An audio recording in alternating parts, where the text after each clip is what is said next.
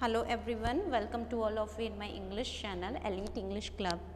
And today I brought for class 10th chapter 6 The Making of a Scientist. It is from Footprint Without Feet, so let's start. First of all, we will know about the author Robert W. Peterson. Robert W. Peterson was born in 1925, Pennsylvania, and died on 11th February 2006. ये एक American newspaper writer और बाद में ये freelance author of magazine articles और book के थे, specially of the topic of sports and scouting. इनका जो टॉपिक था स्पोर्ट्स पर था और स्काउटिंग पर था. His 1970 Chronicle of Negro League Baseball, titled Only the Ball Was White, was hailed by the New York Times as having recaptured a lost era in baseball history and a rich phase of black life in America. इस तरह से उन्होंने ये article लिखा जो कि काफ़ी famous हुआ और न्यूयॉर्क टाइम्स में पब्लिश हुआ. The baseball commissioner at the time Bowie Kuhn later credited Peterson books with having focused great attention on the accomplishment of Negro League players. Negro League players के ऊपर ये work किया गया था जिसको काफ़ी क्रेडिट दिया बॉबी कुन ने, काफ़ी अप्रिशिएट किया. Leading to their admission to the baseball hall of fame. और ये जो लीग प्लेयर्स हैं वो कैसे एडमिशन लेते हैं बेसबॉल हॉल में और उस फेम को बताया उन्होंने. Introduction. Richard Ebright has received the Searle scholar award and Schering Plough award for biochemistry and molecular biology. उन्हें रिचर्ड एब्राइट को एक बड़े स्कॉलरशिप से नवाजा गया, अवार्ड दिया गया जो कि बायोकेमिस्ट्री और मॉलिक्यूल बायोलॉजी में मिला उन्हें. It was his fascination for butterflies that opened the world of science to him. और उनका इंटरेस्ट जो था वो बटरफ्लाइज में था जिसके कारण एक हमें संसार का नया साइंस मिला और साइंटिस्ट भी. The story is about Richard H एब्राइट. ये स्टोरी रिचर्ड की है, who grew up in the town of reading in Pennsylvania. एक ऐसे शहर में वो पैदा हुआ जहाँ पर रीडिंग को बहुत ही ज़्यादा इंपॉर्टेंस दी जाती थी यूएसए में. आज he did not have much to do there. जैसे कि उसके पास कुछ वहाँ ज़्यादा करने को नहीं था सिवाय collecting things was his hobby. वो चीज़ें कलेक्ट करता था, ये उसकी हॉबी थी. He use to collect butterflies as a child in kindergarten. वो बटरफ्लाइज को कलेक्ट करता था जैसे कि छोटे बच्चे किंडरगार्टन में होते हैं वैसे.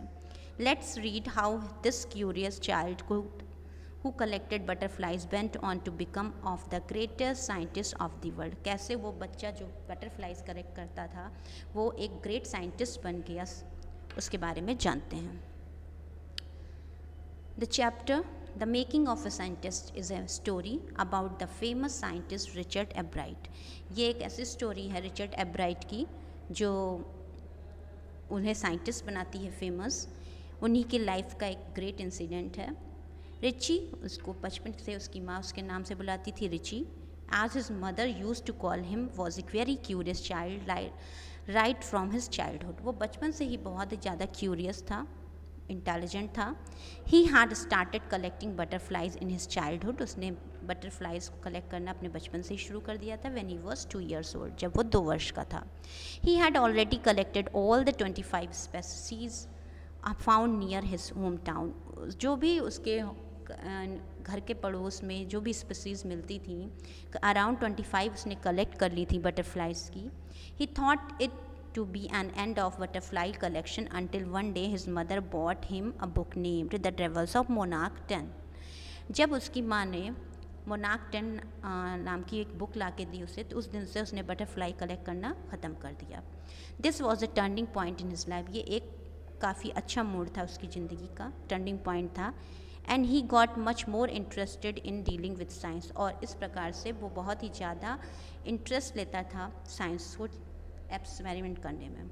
ही स्टार्टेड विद टैगिंग बटरफ्लाइज, उसने बटरफ्लाइज में टैग करना शुरू कर दिया, which a task given at the end of the book that his mother bought for him. और ये टास्क उसको अपने मदर के जब वो बुक लाई थी उसके एंड में ये टास्क दिया था, तो उसने उसे अप्लाई किया.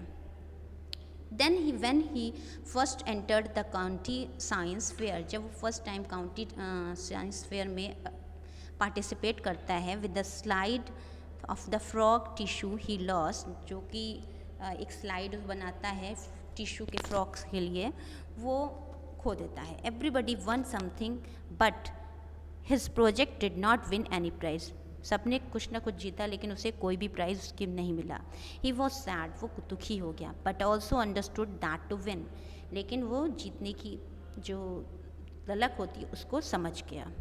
ही needed to do real experiment, उसने सोचा कि अब कुछ रियल एक्सपेरिमेंट करेंगे तभी हम जीत पाएंगे. And not just make neat and clean models, केवल मॉडल बनाना ही नहीं बल्कि एक्सपेरिमेंट करना, वो भी रियल एक्सपेरिमेंट करना ज़रूरी है. Then he wrote down to Dr. Urquhart at the University of Toronto, asking him for ideas to make projects. उसने डॉक्टर करकुहार से कांटेक्ट किया जो कि टोरंटो यूनिवर्सिटी में थे, तो उनसे उसने आइडिया लेने के लिए प्रोजेक्ट पर उसने उनको एक लेटर लिखा. He stayed busy during his high school, वो बिजी था अपना हाई स्कूल में, working on the long list sent to him by doctor Urquhart, और फिर उन पर साथ साथ काम कर रहा था जो आर्कोहार्ट ने उसे लिस्ट बना कर दी थी उन प्रोजेक्ट्स पर. Then for the next years fair, जब अगले साल की फेयर आई, he chose the project of looking at the viral disease, तब उसने वायरल डिजीज़ का एक टॉपिक चुना अपने प्रोजेक्ट के लिए, that killed nearly all the monarch caterpillars every few years. और जो डिजीज़ थी वो कैटरपिलर्स, मोनार्क कैटरपिलर्स को ख़त्म कर रही थी कई सारी कुछ सालों से.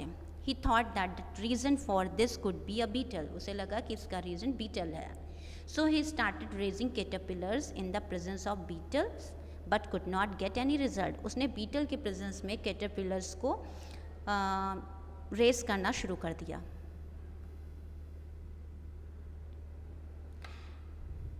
लेकिन रिजल्ट में उसे कुछ हासिल नहीं हुआ. So when he showed his trial experiment at the county science fair, जब उसने अपना ट्रायल एक्सपेरिमेंट काउंटी फेयर में दिखाया, his project won a prize, उसके प्रोजेक्ट ने प्राइज जीता. Then for the next year he made an experiment to show that the viceroy butterflies copied monarch. तब उसने नया एक्सपेरिमेंट किया अगले साल, उसमें दिखाया कि जो वाइसरी बटरफ्लाइज होती हैं वो मोनार्क बटरफ्लाइज को कॉपी करती हैं.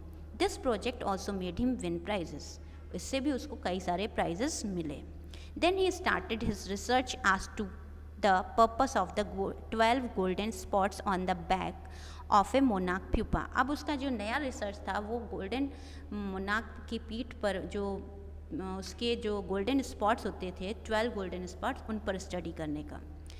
Everybody believe that it was just a design but Urquhart thought otherwise. सबको लगता था ये केवल एक डिज़ाइन है, लेकिन अर्कुहार्ट थोड़ा अलग सोचते थे.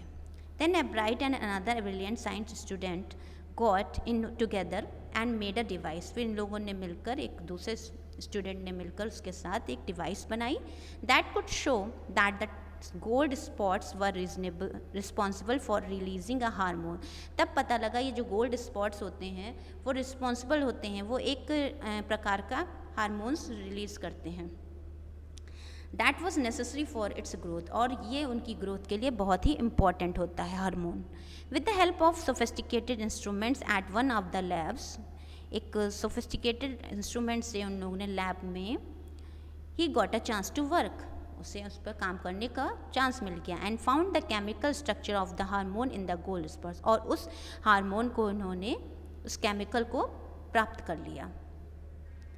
Then one day while looking at the photo of the chemical structure, जब वो केमिकल स्ट्रक्चर की फ़ोटो देख रहे थे, he solved one of the biggest puzzle of life. उसने एक बहुत ही बड़ी पजल जो थी वो उसे सॉल्व कर दिया, जीवन की puzzle. He came to know how a cell blue prints in DNA, कैसे सेल एक ब्लू प्रिंट्स देता है DNA में, ये उसको जानने में पता लगा. It was a big breakthrough and was publish in magazine. ये एक बहुत ही बड़ा चमत्कार था जो कि पब्लिश हुआ मैगजीन में कि कैसे डीएनए प्राप्त होता है सेल्स में। He also had many other interests and also admired his social studies teacher as he was the one who used to give him new ideas। और वो अपने सोशल स्टडीज़ के टीचर को भी अप्रिशिएट करता है, एडमायर करता है, क्योंकि वो उन्हें नए नए आइडियाज़ देते थे। उससे कई सारी चीज़ों में इंटरेस्ट और भी थे। He was good at debating, public speaking and a great canoeist। वो great canoeist भी था। He never used to win for the sake of winning for prizes, but because he wanted to be the best at whatever he used to do। वो किसी price के लिए नहीं कुछ करता था, नहीं जीतता था, वो इसलिए करता था क्योंकि वो उसमें बेस्ट होना चाहता था जो भी कोई काम करे वो। It is shown in this chapter that with the right amount of curiosity, a bright mind and the will to win for right reasons are the qualities needed to be a scientist। एक scientist बनने के लिए उसमें क्या quality होनी चाहिए वो इस चैप्टर के थ्रू हमें पता लगती हैं। इससे ये पता लगता है कि कैसे एक क्यूरियोसिटी और एक ब्राइट माइंड इम्पॉर्टेंट होता है एक अच्छे साइंटिस्ट के लिए, जिसमें ये क्वालिटीज़ होनी चाहिए। Curiosity is very important for the scientist. His mother also played a big role in making him। और उसकी माँ ने भी एक बड़ा रोल निभाया उसके इस साइंटिस्ट बनने में। When what he was asked, it was she who supported him throughout his journey and bought him the book। और यही जो उन्होंने उसकी माँ ने ही उसको पूरी लाइफ सपोर्ट किया, उसके लिए बुक लाई ट्रेवल ऑफ मोनाक 10 which arouse his curiosity in the field of science. और इसी के कारण उसके में क्यूरियोसिटी उत्पन्न हुई फील्ड में, साइंस के फील्ड में। सो आई होप आपको ये चैप्टर पसंद आया होगा and do not forget to comment in comment box. Keep watching. Thank you. Till then take care.